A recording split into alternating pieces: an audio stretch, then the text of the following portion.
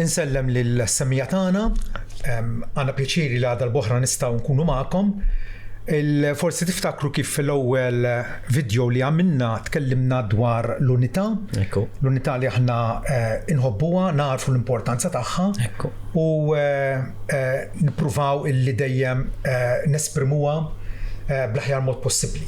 Il-video tal-lum ukoll huwa intis għal aktar għall evanġeliċi, għal ħutna evanġeliċi f'Malta, sabiex nimmotivawhom u inħajruhom illi ma nibżawx mir-realtà.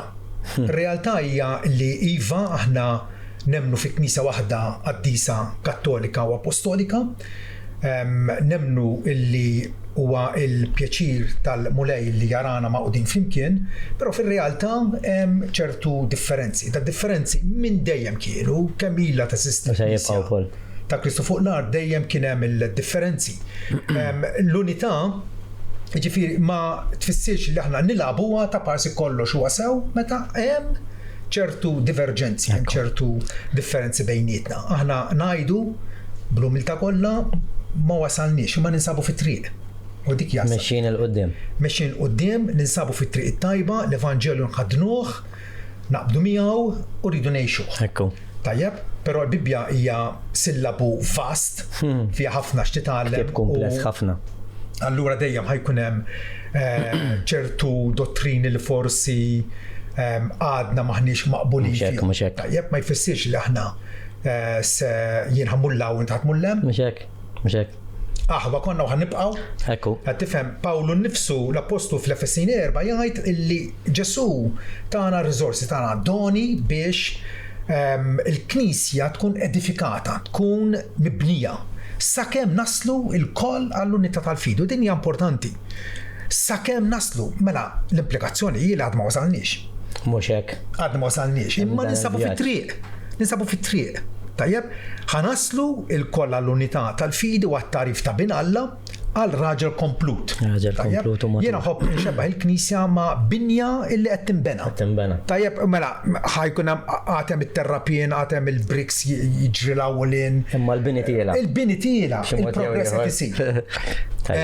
U allura meta ngħidu li rridu nkunu koraġġjużi illi d-differenzi ta' bejnietna niddiskutuhom, tajjeb, impoġġuhom fuq il-mejda u naraw aħniex nifhmu xulxin sewwa, tajjeb, ma nix qegħdin ngħidu ħanqogħdu nfettqu fuq kull ħaġa jew nkunu kritika kapriċjuża li ma tagħmel ġid il-ħadd.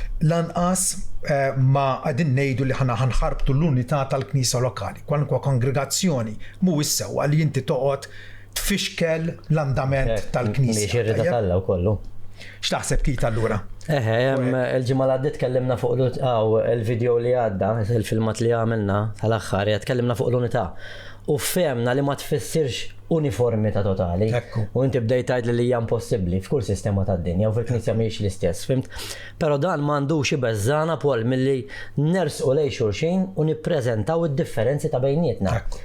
U mhux biss nara li huwa bżonjus imma huwa ta' ġid kbir. U llum fuq hekk se nitkellmu x'benefiċċji u gwadan jista' jkun hemm meta niddjalogaw bejnietna t-teoloġija u x'jista' joħroġ frott minnha Paul. Niltaqa' ma' diversi evanġeliċi li jisom huma daqsxejn riservati dwar dan, jisom jibżaw. M'għandniex għalfejn. Aħna nsabu f'familja waħda, il-familja tal-mulej, u allura li ħanamlu llum bl-għanna talla hija li nagħtu raġunijiet tajbin, raġunijiet validi, għana niddibattu u niddiskutu b'mod miftuħ id-differenzi teoloġiċi ta' bejnietna. U jiena l-ewwel raġuni li nista' nressaq hija raġuni qawwija ħafna li ħadd ma jista' jaħrabha. Raġuni li meta fil-Knisja Bikrija, meta l-Apostli kienu għadhom ħajjin u nqalat kwistjoni dwar il-Kristjani minn fost il-ġentili u ma obbligati jżommu liġi kollha ta' Mosè biċ-ċirkonċiżjoni u kollox. Għad 15. U naraw kif iħendiljaw din il-kriżi. Ma ttewwiex. Anzi ħareġ il-frott minn. Imma Pawlu, Barnaba u oħrajn niżlu mill-Knisja ta' Antjokja marru Ġerusalem għand l-Apostli u l-Presbiteri, iltaqgħu flimkien u Luqa jirrakkonta da fl-Atti 15 fejn jgħid li dissens, jiġifieri nuqqas taqbil. U dibattitu mhux ftit meta minn Pawlu Barnaba ħattru, skużani, meta dissens u dibattitu mhux ftit minn Pawlu Barnaba magħhom, ħattru l-Pawlu Barnaba u xuħut oħrajn minnhom biex jitilgħu Ġerusalem għand l-Apostli u l-Presbiteri rigward il-kwistjoni. Ġifieri, Luqa qed jgħidilna li d-dibattitu sar. Kien hemm bżonnu u sar. Imbagħad naraw kif b'mod trasparenti tajjeb il-mexxejja u anke l-aħwa miġburin fil-Ġerusalem jgħidilna li l-Apostli u l-Presbiteri nġabru flimkien ħalli jaraw fuq din il-materja. Wara li sar ħafna dibattitu, ġifieri kienet kwistjoni serja, ħaduha bis-serjetà, imbagħad Pietru qam qalilhom u tkellem ukoll Pawlu u tkellem ukoll Ġagbu sakemm waslu. Ma kinux jibżgħu minnhom, ma kinux jibżgħu. Anzi kienu jilqawhom biex jiċċaraw l-affarijiet. Eżattament. Hemmhekk għandna ġifieri mudell. Meta aħna fil-ġenerazzjoni tagħna għandna dawn xi differenzi bejnietna kif għandna naħħendiljahom. Ejjew ninaqdu madwar mejda. Dik kienet kif forsi ħan nispjega aktar quddiem, kienet l-andament tal-Knisja matul is-sekli tajjeb fejn kien hemm diverġenzi dejjem jew bil-kitba. Jew dak kienu jgħidulhom sinodi jew konċilji kienu jiltaqgħu flimkien u jiddiskutu. U jpoġġu kollox fuq mejda. Jiena naħseb huwa importanti ħafna wkoll Paul li niddialogaw bejnietna anke dibattiti fil-miftuħ għax insinnu lil xulxin mhux hekk? Proverbji 27. Sabiħa. Vers 17 ħadit isin il-ħadit u bniedem isin il-ieħor. Qed tifhem? Ħafna għandna bżonna. Huwa importanti wkoll dawn it-tip ta' diskussjonijiet għax jgħinuna jekk ikun hemm dibattitu onest illi nifhmu xulxin aħjar. Hemm ħafna misconceptions bejnietna. U ġieli meta nisimgħek titkellem jiena nistet nifhmu għalfejn qed jgħidlek.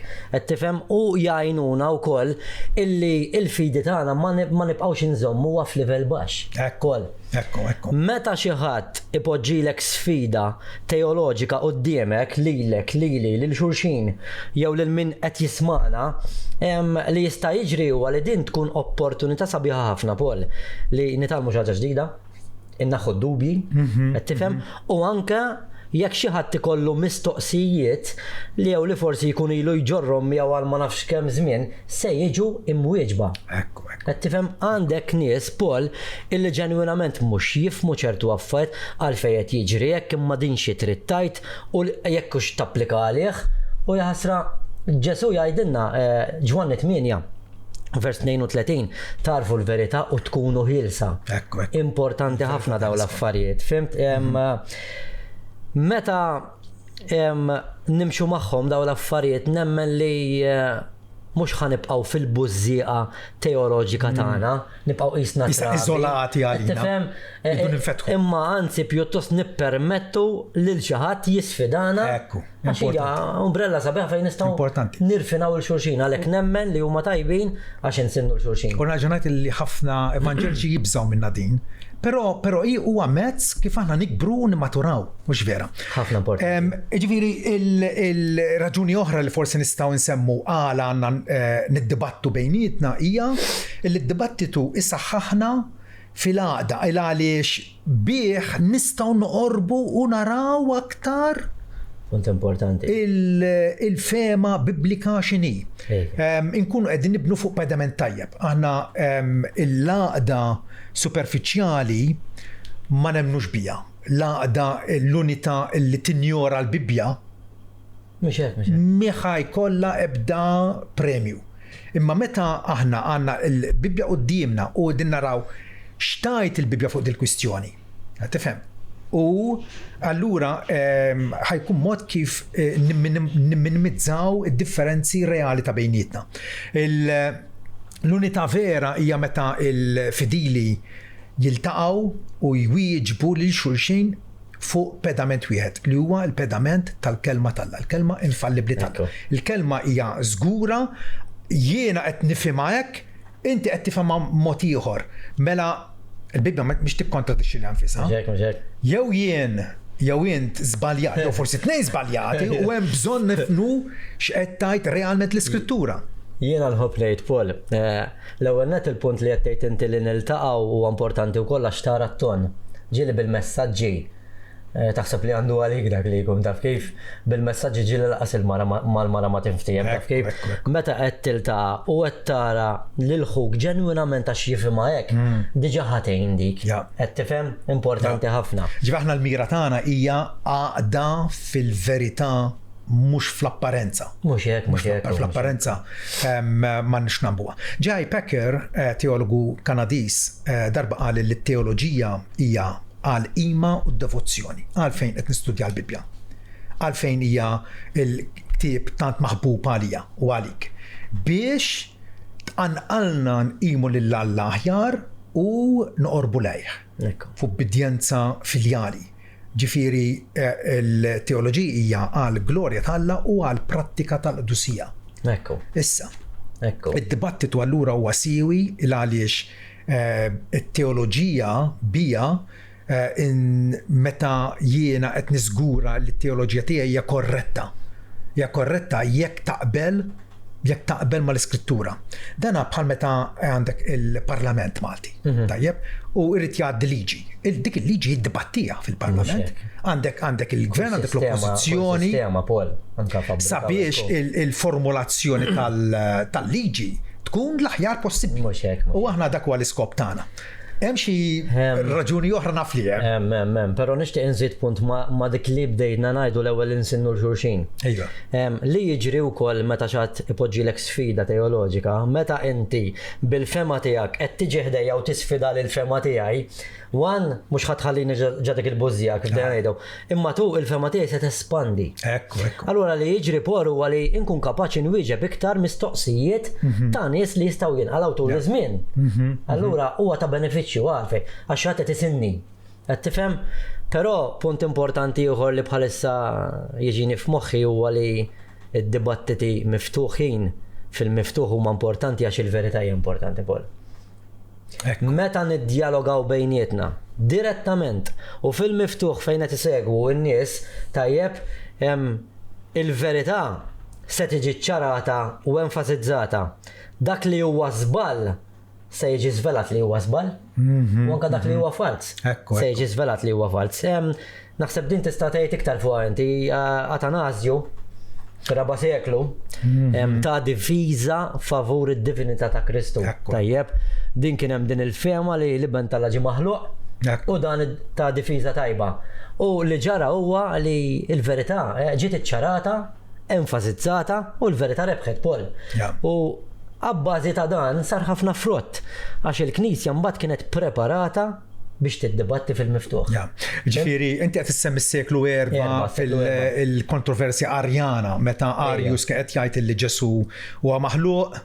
Is-seklu 4 baqa' magħruf bħala żmien turbulenti ħafna, mqalleb ħafna fil-Knisja, meta kellek ħafna dibattiti, però kemm ħareġġit minnha. Illum kull nisrani sab qisu is-sodda mifruxa. Sab ħafna homework li diġà sar. Jiġifieri rigward Alla l-unità tal-Alla u Alla Trinità illum nafuhom u nżommuhom mingħajr dubju ta' xejn. Imma għax l-antenati tagħna ħadmu anke għal ġittana l-ġurnata. Kien hemm min iġġieled għalihom. Ukoll nistgħu nsemmu raġuni oħra għal għandna ndibattu bil-miftuħ biex nagħtu xhieda tajba lid-dinja. Aħna il-mod kif nippreżentaw il-verità tagħmel differenza kollha. U anke fejn forsi ma nqablux bejnietna, xorta waħda rrid sinċerament u onestament nilqak bħala ħija mifdi bl-istess dem ta' Kristu u rrid miegħi ta' glorja eterna u allura iva.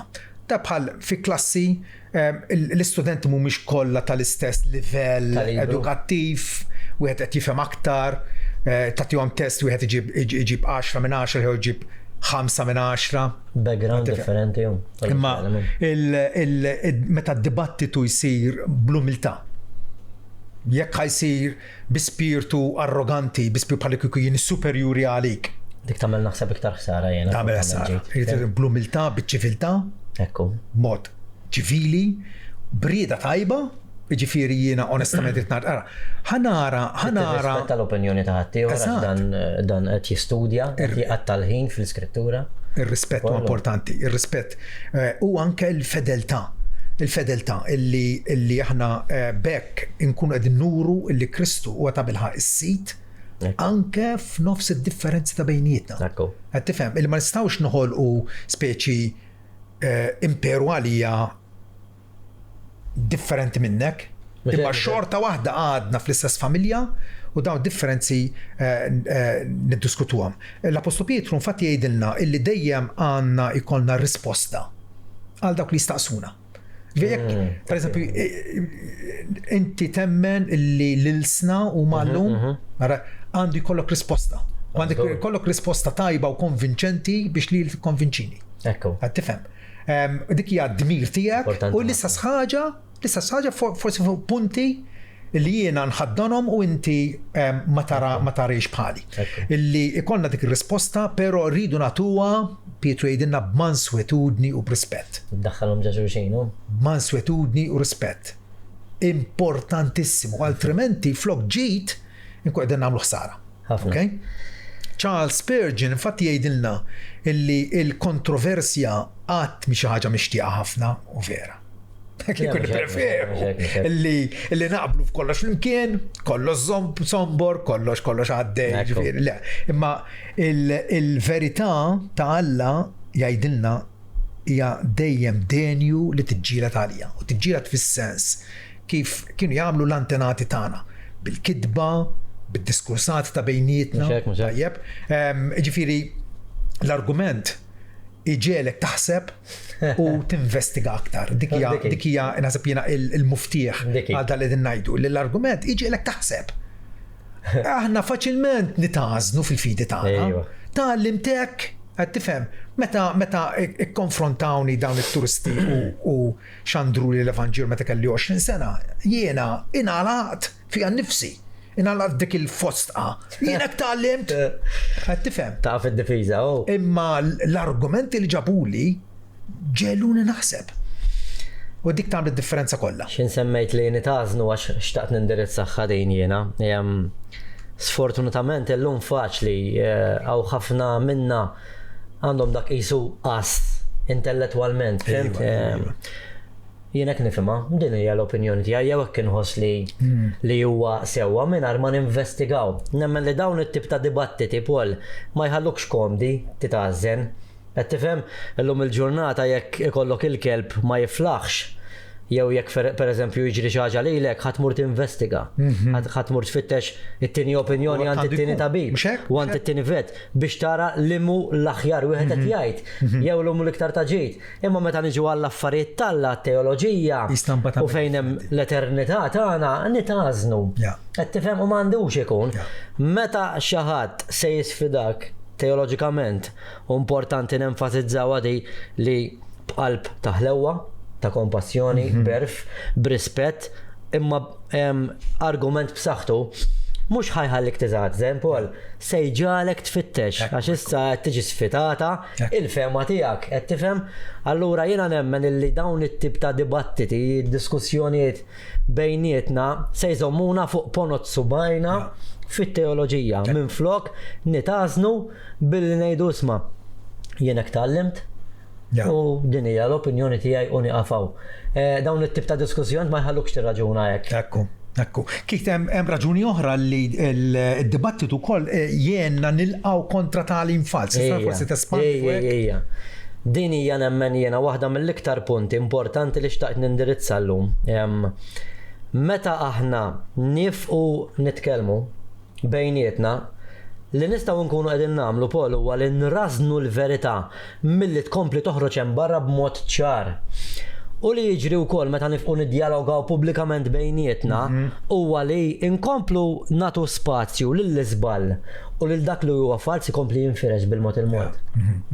Tajjeb, nirringrazzjaw lil Alla l-mexxejja li għandna u Malta li għalmu jedukaw il-kongregazzjonijiet tagħhom, imma meta qed inġibu dik l-isfida diretta ma' xulxin u l-semmija anke min ikun fi żball ġenwin jista' jiġi irfinat.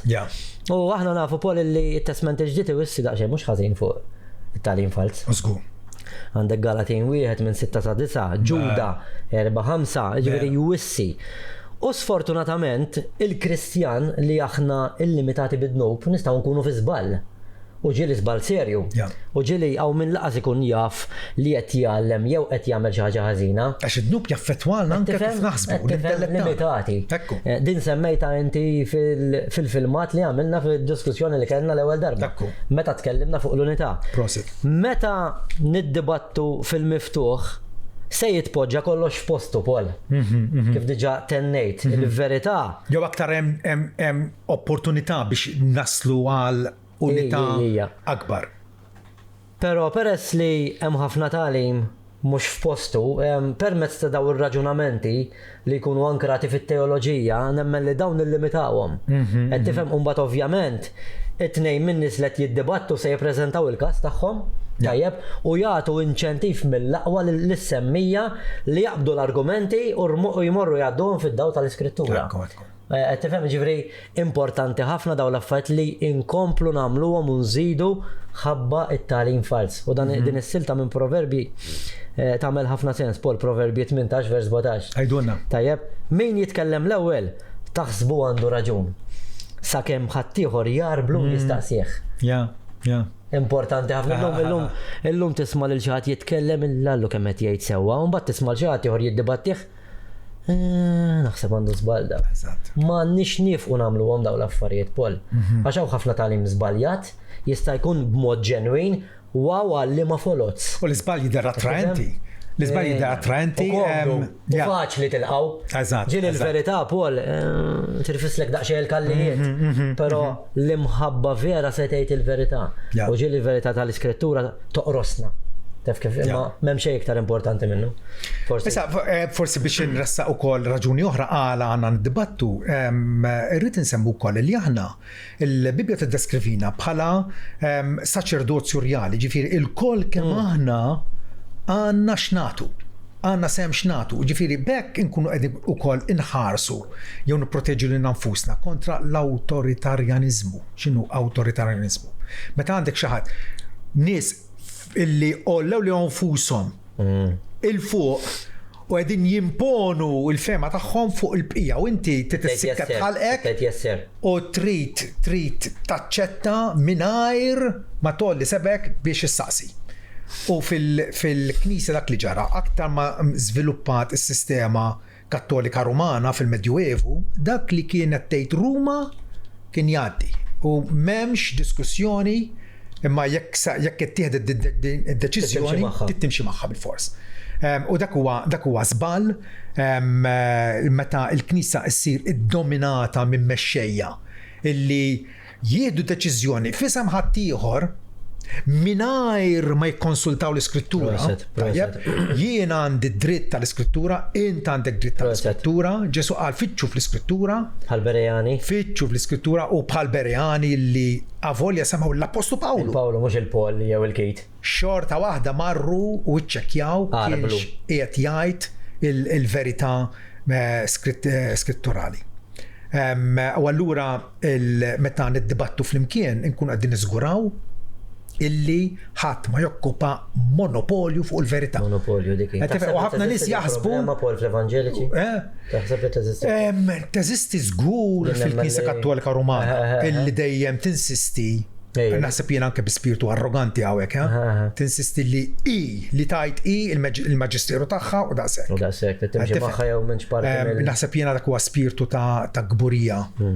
u arroganza li għanna nitalmu ħafna minnu li ma nagħmlux l-istess. Tifhem, le, ħadd m'għandu taf min għandu monopolju fuq il-verità, Alla għandu monopolju fuq il-verità. Il-verità hija tiegħu, ħarġet minnu u aħna obbligati illi nifhmuha, nilqawha u ngħixuha. Hemm xi raġuni oħra kif? Jiena nemmen ukoll li isa ħadd kompli daqsxejn ma talas di. Okay. Li nemmen li dawn it-tip ta' diskussjoni ukoll Paul apparti il-punti kollha li semmejna sissa li kollha għandhom valur importanti kull wieħed differenti minn ieħor ma nistgħux jisna neliminawhom kollha jġibu pakkett sħiħ għalfejn importanti daw id-dibattiti fimt. Però naħseb biex jiena nemmen li dawn it-tip ta' diskussjonijiet kapaċi jiffurmaw ġenerazzjoni ġdida Paul. Jekk aħna ma rridux li żgħażagħ tagħna il-ġenerazzjoni ta' warajna li jispiċċaw jitażnu wkoll intellettwalment jew inkolla joqogħdu biss fuq l-opinjoni tagħhom jew kif iħossuhom jew kif qalilhom il-ħabib jew x'jifhmu huma, allura nemmen li dawn it-tip ta' dibattiti wkoll huma importanti ħafna lihom ukoll. Of course. Ħanejdlek Paul, hawn ħafna żgħażagħ li għandhom mistoqsijiet ġenwini u validi dwar teoloġija minn Alla. Fejn Alla f'nofs is-sofferenzi li hawn fid-dinja. Of course. Li affarijiet li jiġru. Id-divinità ta' Ġesu. Jekk huwiex verament dak li jgħid, jekk hawn evidenza vera biblika. Taf kif ta' daw id-dokumenti tal-Bibja fuq id-dnub fuq l-eternità.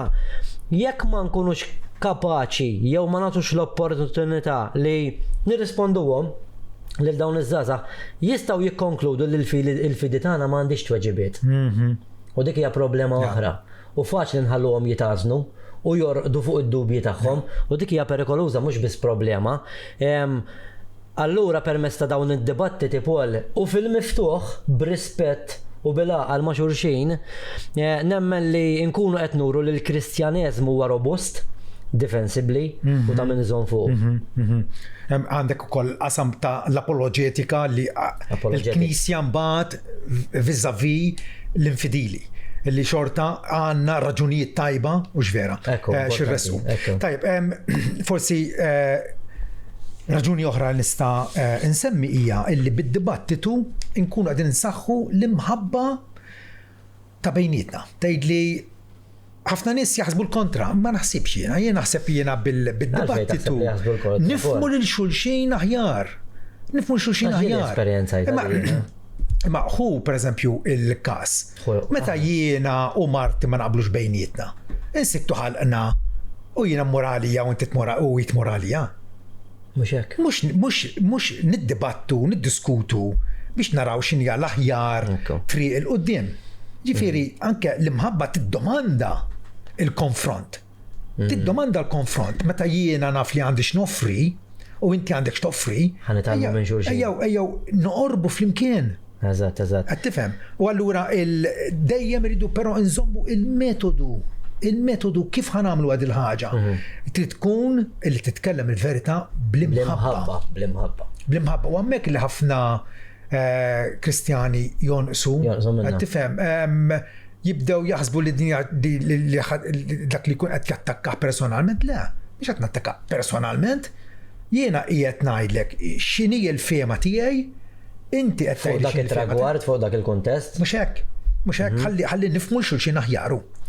Jiena naħseb sakemm naqblu fuq l-essenzjal tal-Vanġelu Paul, x'jaqadna fuq xi xiffokajna l-aħħar darba li ntqajna u tkellimna. Hemmhekk għandna l-bażi minn hemm tibda, ġifieri jekk aħna ma naqbdux fuq l-essenzjal, fuq dawn id-dottrini fundamentali tal-fidi Kristjana tagħna, mela allura laqas biss qegħdin fuq l-istess linja.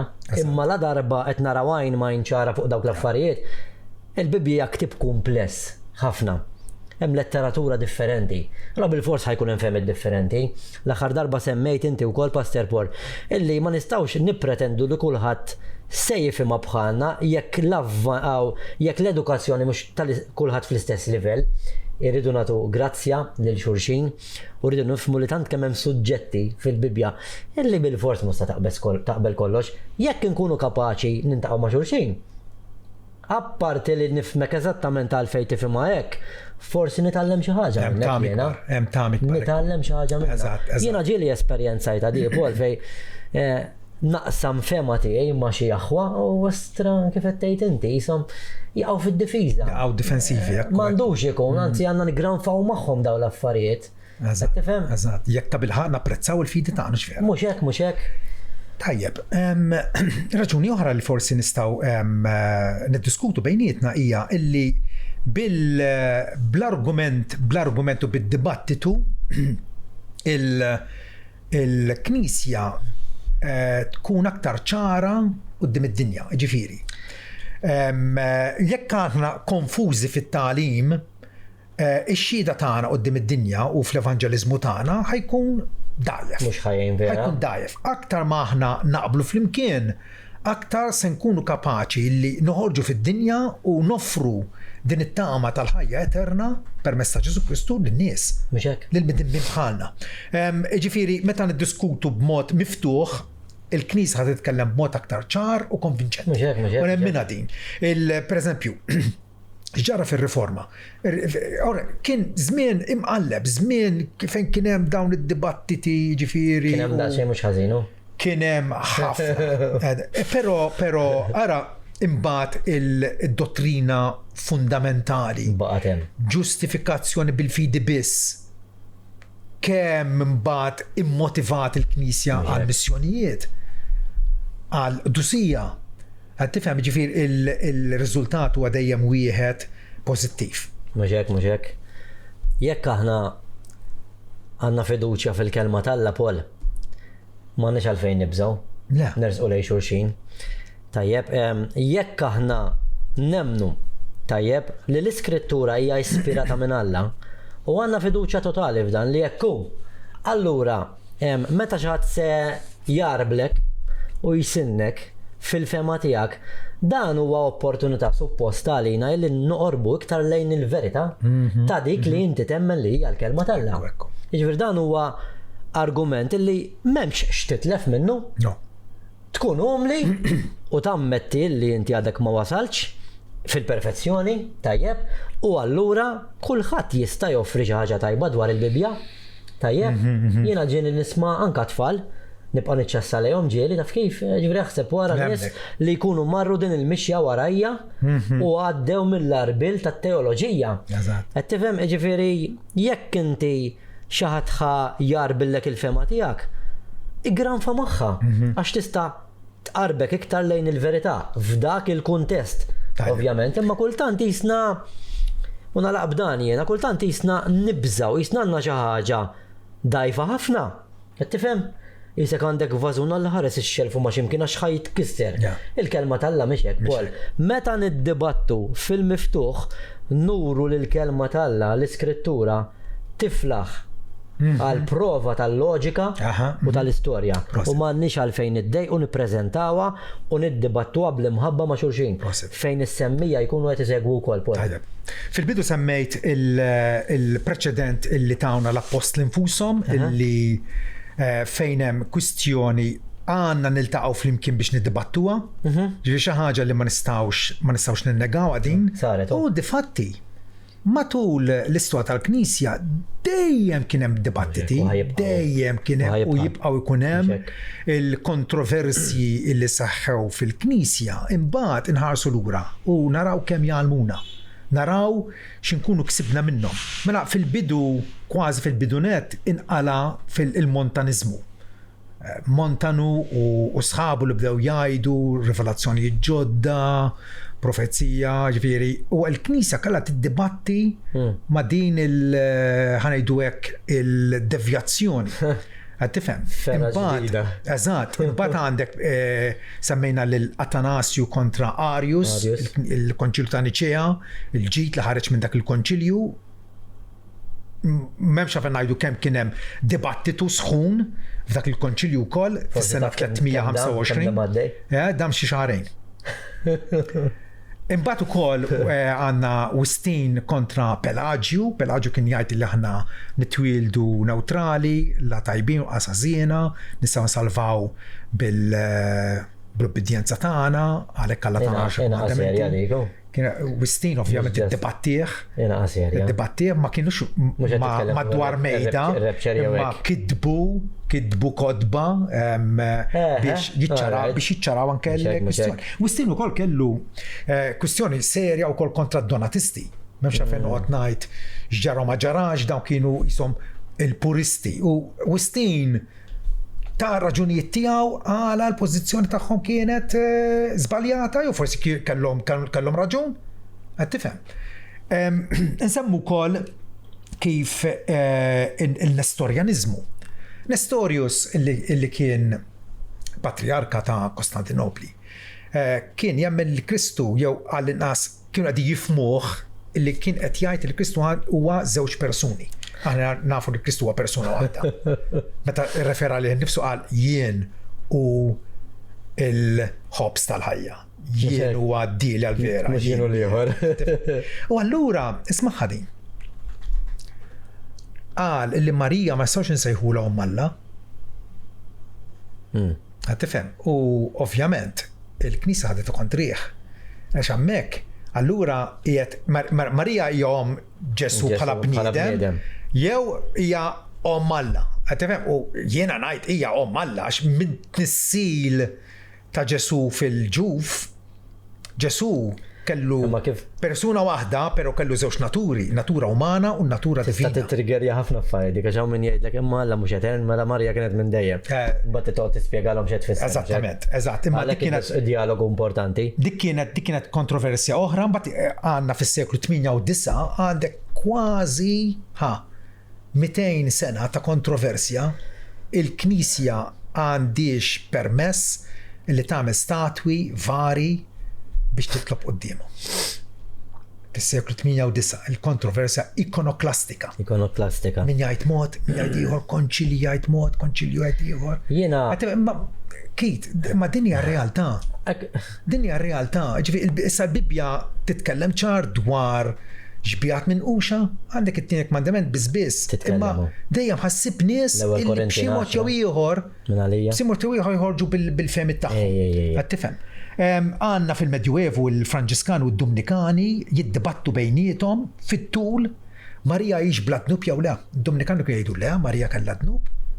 Bħalma ngħidu aħna, il-Franġiskani jgħidu le.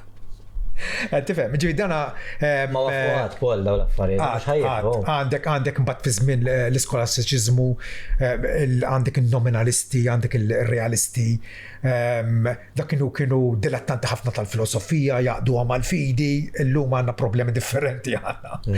Però kien hemm dawn id-dibattiti sħan bejniethom. Għandek il-Anselmu l-Arċisqof ta' Canterbury illi kien jgħid illi Marija kellha dnub u nies oħra jgħidu bħal Edmer li kien studenti għawda kien jgħid li Marija ma kellix dnub. Ħareġ minn taħtu. Qed tifhem. Għandek il-Wycliffe, il-Huss, Savonarola li kollha kellhom xi kritikaw x'kienu qegħdin jaraw fil-Knisja ta' żmienhom. Il-Riformisti wkoll li insistew li anke jiddiskutu mal-Kattoliċi il-femi tagħhom, l-iskoperti tagħhom, l-iskrittura, kemm għandna bżonn li mmorru lura ad fontes, morru lura l-Raselajn, qed tifhem. Luteru kellu il-famuż dibattitu ma' Erasmu. Erasmu kien skolar kbir fi żmienu. Iddibattew bejniethom fuq ir-rieda ħielsa. Għatem il-bniedem għandu rida ħielsa jew le? Jew jekk ir-rida kif nistgħu niddeskrivuha? Għadhom għaddejjin. Illum ukoll għandna il-dibattitu għaddej bejn il-pedobattisti u l-kredobattisti. Jiena nemmen illi il-persuna għandha titgħammet meta temmen l-Evanġelju. Qed tifhem, però hemm aħwa evanġeliċi, presbiterjani illi jagħmlu trabi. Fuq il-mamudija għandek argumenti ieħor illum li jiċċirkola li l-mamudija per se meta tinżel ġal ilma hemm issir il-maħfra ta' dnubiet. Ejwa, il-riġenerazzjoni bil-Mahmudija. Baptism regeneration, ġifieri tara ħaddejja di anke fuq il-mezzi soċjali. Ma dan huma ħwejġ li ilhom hemmhekk ħafna, tifhem u m'għandniex nkunu grixtija jew nibżgħu. Jiena naħseb li anke qed nisimgħek titkellem Paul, ġifieri din hija xi ħaġa li ma wafqet qatt. Allura min jiddejjaq b'dawn l-affarijiet jew forsi ma jaqbilx mad-dibattiti forsi nibda ngħid imma aħna min naħsbu li aħna xi ħaġa differenti minn nies ta' qabilna.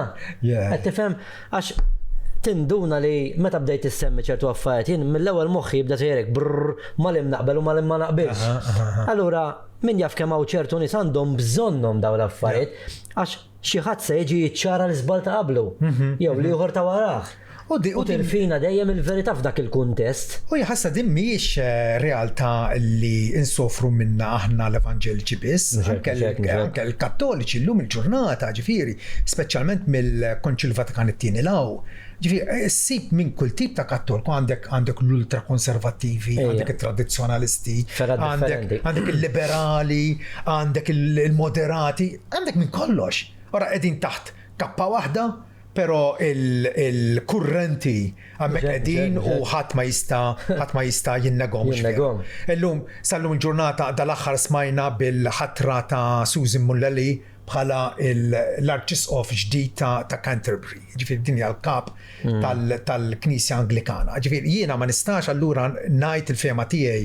Tistax inti parti mill-ġisem ta' Kristu. L-affarijiet meta naraw li qegħdin imorru żmerġ, kull Kristjan għandu l-obbligu illi jitkellem, mhux vera. U allura iva għandna l-ħsieb inti kit. Alla jrid illi aktar quddiem se anke niddibattu bejnietna. Aħna ma naqblux fuq ħafna affarijiet. Iwa, imma aktar naqblu fuq dawn l-affarijiet milli fuq dawn. Mhux hekk. Qed tifhem. Però nixtiequ li l-fidi tagħna timmatura, anke forsi nħajru lil aħwa evanġeliċi oħra biex isma' importanti ħafna. Il-fidi tiegħek hija mill-aktar prezzjuża. Ifhem x'temmen. Ara dak li temmen huwa bibliku. U kun les li tagħti raġuni għala temmen hekk u mhux hekk. Ekku. U allura issa għal tielet puntata hekk alla jrid. Se nagħmlu dibattitu bit-tema jista' Kristjan jitlef is-salvazzjoni? Le ma jistax. Inti ħatajt iva. Ħanatu il-femi tagħna, il-semmija tagħna ħajkollhom l-opportunità li jisimgħu, jarblu, jinvestigaw aktar għaliex fil-ħin limitat tagħna ma nistgħux illi nippreżentaw il-firxa kollha tax-xhieda biblika qed tifhem, imma l-inqas inkunu qegħdin nixprunaw, nkunu qegħdin nigżu dak li jkun. Qed tifhem issa smajt iż-żewġ teqniepen. Qed tifhem jiena ħan nistema konvinċenti, inti ħadd nistema konvinċenti wkoll. Qed tifhem. Imma l-iskrittura għandha tweġiba. X'inhi din l-iskrittura? X'inhi din it-tweġiba? Jekk alla jrid dan il-dibattitu se nirrekordjah fil-25 ta' Ottubru, ikun is-Sibt, fl-10 ta' filgħodu, is-semija li forsi jixtiequ jattendu biex ikunu udjenza ħajja magħna, jistgħu jattendu. Il-dibattitu se jsir fil-Knisja Evanġelika Trinità, faċċata tal-Lidl ta' Santa Venera, in-naħa l-oħra ta' triq fejn hemm il-Manchester United Football Supporters Club. Mhuwiex diffiċli biex issibuna. Kit għandek forsi xi kumment finali x'ista' tgħaddilna? Jiena nħobb ngħid hekk. L-iskrittura hija infallibbli. L-interpretazzjoni tagħna mhijiex infallibbli. Allura huwa pass ta' umiltà li Alla żgur se jieħu pjaċir bih meta inti tisma' b'interess u b'qalb miftuħ anke lil dawk li ma taqbilx magħhom. Qed tifhem? Ma nafx kont semmejta darba imma it-teologu Leighton Flowers kienu jgħalmuhom meta qabel ma jiddibattu li il-fema li ma jaqblux magħha irridu jitgħalmuha fuq li jitgħalmuha li jkunu kapaċi jippreżentawha. Qed tifhem? mhux tibża minna. Ekku. Qed tifhem il-qaħħa għax dawn huma nies Alla ġenwinament qed jagħtu servizz lil Alla kif jifhmu l-iskrittura huma, allura jkun rispett min-naħa tagħna li nisimgħek. U dawn it-tip ta' dibattiti nemmen li ħajkunu inċentiv mill-isbaħ biex insinnu lil xulxin kif diġà qed. Jiena ħansin lilek, inti sessin lili u dawk is-semmija li jisimgħuna jew forsi jingħaqdu magħna hawnhekk u live magħna niddibattu kollox għall-glorja tal-Missier. Tajb, il-motiv tagħna u wieħed ċar biex ninvestigaw flimkien, nitalmu niddiskriminaw u niddixxernu. Ekku. Niddixxernu l-verità, mhuwiex eżerċizzju faċli, però huwa eżerċizzju valla pena illi il-fidi tagħna tkun ta' bilħaq biblika u mhux xi ħaġa li għax smajta minn għandak allura bil-forsi qed. Tiġri ħafna di. Qed tifhem.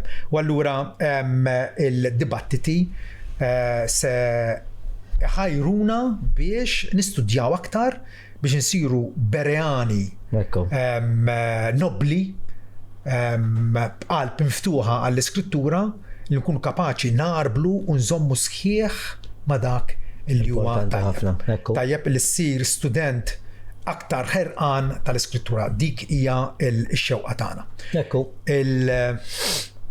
Il-David fil-wieħed mis-salmi lil Alla jitolbu u jgħidlu iftaħ li għajnejja biex nara l-ġubijiet tal-kelma tiegħek. U dik hija x-xewqa tagħna. Il-Bibja nafu li hija awtorevoli, hija aspirata, hija blasbal, u aħna rridu li l-ruħ tagħna tiġi arricchita biha sabiex nkunu dixxipli ta' stoffa, dixxipli ġenwini ta' Sidna Ġesu Kristu. Nirringrazzjawkom tal-li kontu magħna għal din il-diskussjoni, jekk Alla jrid nżommu l-appuntament tagħkom għal l-ewwel dibattitu li se jkollna bejnietna. Nirringrazzjawkom.